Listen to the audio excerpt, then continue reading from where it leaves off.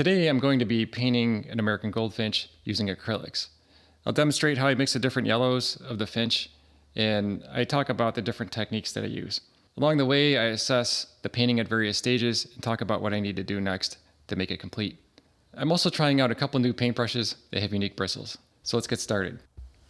I started the drawing by drawing a grid onto the photograph. Then I drew the exact same grid on the painting. That way you can focus on drawing one section at a time. The proportions turn out better when you do it that way. Instead of drawing with pencil, I often draw with acrylic markers, like these ones from Liquitex.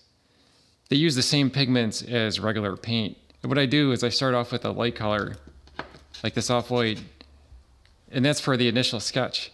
Instead of erasing, I just start using a color that's a little bit darker and draw over the top of it.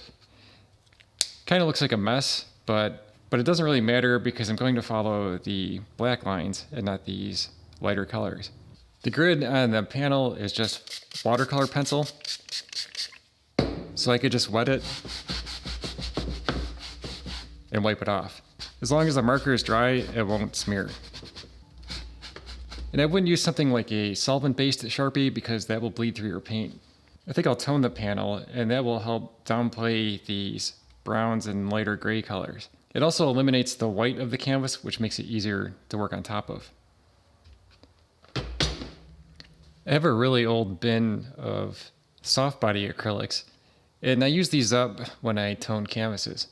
I think these are from like 2006 or 2008, but the colors are still good. Red oxide is a good color for toning the canvas, and maybe I'll add a little bit of yellow to it just to make it a little bit more orangey. These cotton swabs are pretty good for toning a panel or a canvas. I just mist it with water to water it down and spread it all over the panel. Toning it definitely helped with eliminating some of those lighter colors. Now I really only see the black outline, which is why I took some time to outline the main shapes. Next I'll lay out the colors and start painting. I usually start with 6 colors plus white. If I add any other colors, I'll add them to the list. But the main colors that I normally use are phthalo blue, ultramarine blue, pyrrole red, quinacridone magenta, benzimidazolone yellow medium, cadmium yellow primrose, and titanium white. This is probably one of the messier squeeze outs that I've done recently, and I immediately got phthalo blue on my hands, and then my ultramarine blue sprung a leak. And this is a 5-ounce tube, so it kind of made a huge mess. I put duct tape on here for now, but I need to find a better way to contain this paint. I think I'll start mixing the colors for the finch itself. And here's the reference photo. I've altered the colors and made some changes to it. But I think yellows are kind of difficult to mix, so maybe I'll mix the light yellow and then the yellow for the shadow areas. This yellow here, it looks a little bit orangey, and this yellow is a little bit more orangey, but I really want the opacity from the cadmium yellow primrose. I can always add some red to make that warmer. So it definitely needs more red to make it orangey. That might be a little bit too much. So that's pretty much the basic color for the highlights. There might be a couple sections that get a little bit lighter, but I think that's good to start with. For the shadow area, I'll probably use the same color, but add a little bit of ultramarine blue and maybe a little bit more red to make it darker. So I'll test it out with a little bit of this color to begin with. And this is the ultramarine blue. So that makes it a little bit more greenish, but you can balance it out by adding more red in there. And we'll compare that. It has to go darker, so I'll just add a little bit more of each. The red and the blue would actually make brown if you do it in the right proportion. I think I went a little too dark. So if I add the rest of the color back in there, I should lighten it up a little bit. And I think the finch is a little bit warmer, so I could add some of the red. And so that looks a little bit closer, maybe a little bit of magenta. I would say it's a pretty good base color. Like right here, it looks pretty decent. And as I paint it, I could add more of either the red or the blue. So I'll get started, and then I think maybe I'll do the black areas. Aside from the yellow, you can recognize a finch by its call. And I tried recording it with my phone. I did get some traffic noise and things, but this is what it sounds like.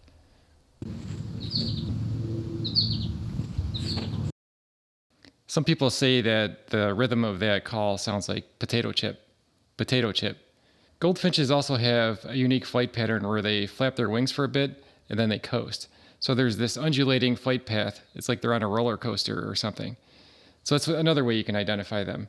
Here's a couple of pictures of two goldfinches in the bushes in my backyard. They're actually rather small, and I find that I hear them more than I see them. I'll take a run around the neighborhood and I hear the call and I'll look up in the tree and I don't see anything. But if I'm lucky, I'll see them flying to another tree or something like that. They tend to eat mostly seeds, so they do well in the suburbs where there's bird feeders. Plus, there's fields around here where there's thistle and things like that that they can find food naturally. I squeezed out some burnt sienna and ultramarine blue, and I can use that to make black. This is probably the darkest section, so I could use pure black there. And the same with this edge and the eye, but the part on the top has a different color to it. I could show you what I mean. This is the black that I mixed, and it's fine for that part of his head, but this top part is like a warm brown color. So I'm thinking I could either add some of this shadow color that I mixed up before and maybe some more burnt sienna, maybe some yellow, touch of the red. It's getting closer, maybe more yellow and a touch of red. It's pretty close, it has to go lighter, so I'll add some white, maybe a touch of yellow, a little bit more red. It's pretty close. There's some areas where it gets a little bit darker, but I think I'll use that. I put in the highlight color and the shadow color. For now, I'll just leave it how it is. It's just basically blocked in. I can come back later and put in more indications of feathers and textures. I also put in the darker wing section and the warmer color on the top of his head. I'd like to get some of the background color in since it's so much lighter, and I'd like to establish those values. So I'll mix up some of the color of the sky and start painting it in around the outside of the finch. This is pure white, and that's a good reference because you can see the sky isn't pure white. There's color in there. It's kind of like an antique white. So how would you go about mixing that? Well, first I'd make it warmer. So maybe a little bit of red and a touch of yellow. So that looks closer already, and I think it needs a little bit of like ultramarine blue just to tone it down a bit and make it darker. So it's not too bad. I think a little bit more of each color. It's more of the red, more of the yellow. So that's pretty good. I'll start there, and that will work for most of this section here. There's more blue here, so I'll have to mix some more blue into it to make this color, and then this gets even more warm. So I'll do that and I'll get started on the sky. I can mix larger quantities of this. I'm just showing how to mix this. I'm running low on white. A tube ringer gets most of the paint out of the tube, but I find a pair of pliers or vice grips will help get a little bit extra paint out of the tube. A tube ringer will only go up to about the top, but sometimes you can get a little bit more color out of it by squeezing around the edges.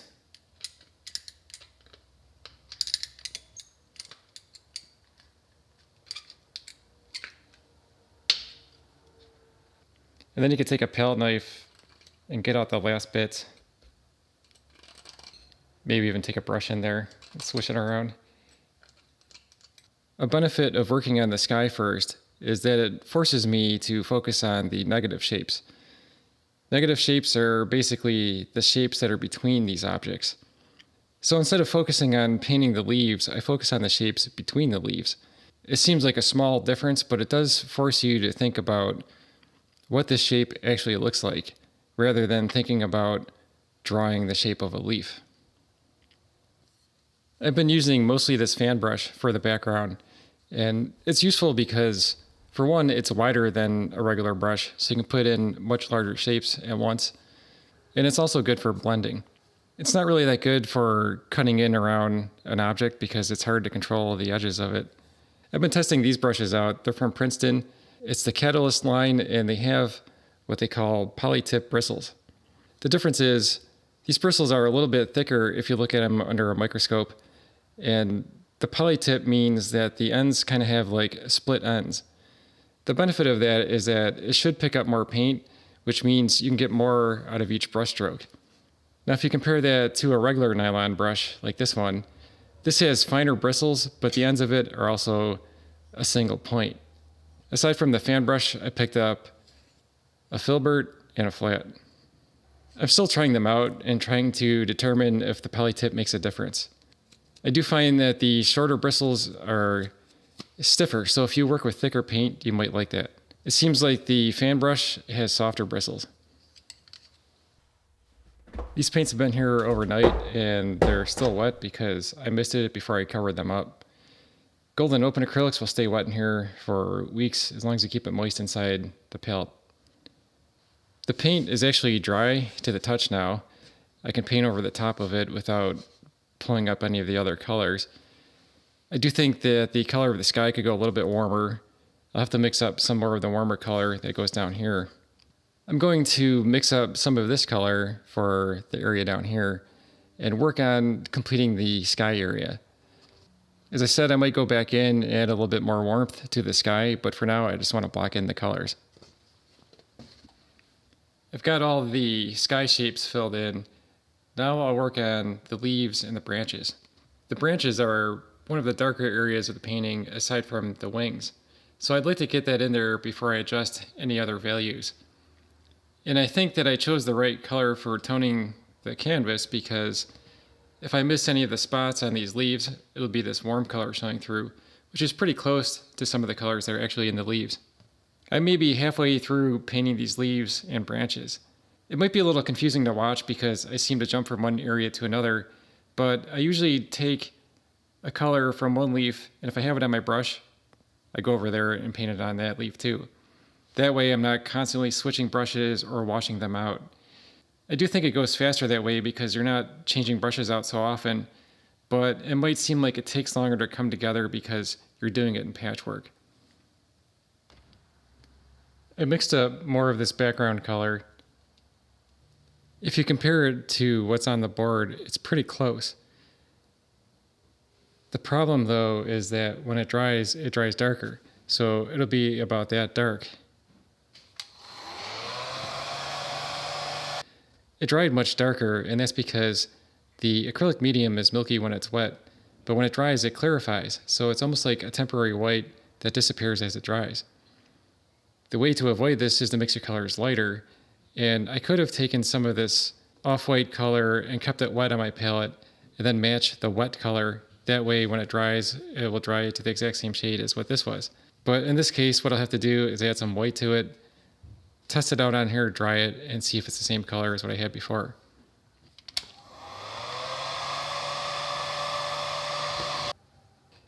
Here's that same patch after it dried, and it's pretty close to the original color. It might be slightly lighter, but I actually kind of want it a little bit lighter. So the next step will be I'll mix more of that white into the original color so I can have a larger batch of it. And then I'll straighten up all these negative shapes around the leaves. I took some time to add the finishing touches. I finished the leaves, added some more subtle shading to the goldfinch, and I also made a few adjustments to the sky. Here's the finished painting.